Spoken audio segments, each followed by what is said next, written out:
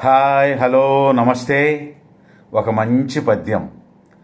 ఏరకు మీ కసుగాయలు దూరకు మీ బంధుజనుల దోషము సుమ్మి.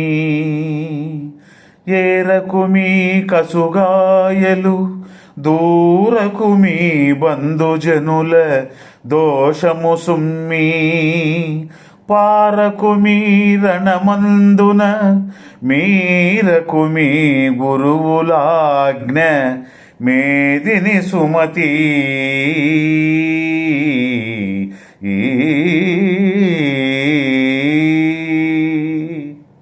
మిత్రమా, పచ్చికాయలను పొందరాదు.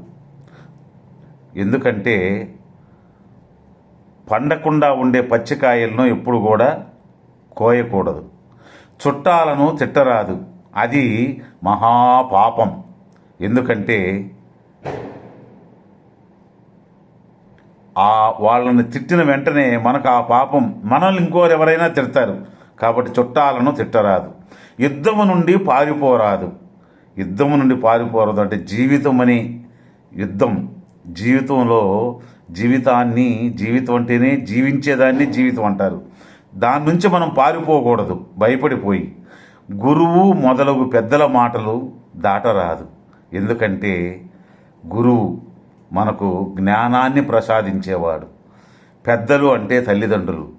వాళ్ళ మాటలను ఎప్పుడు కూడా మన పడచెవిని పెట్టకుండా వాళ్ళ మాటలు, గురువు మాటల్ని, తల్లిదండ్రుల మాటల్ని విన్నవాడు గొప్పవాడు అవుతాడు అని చెప్తాడు అన్నమాట.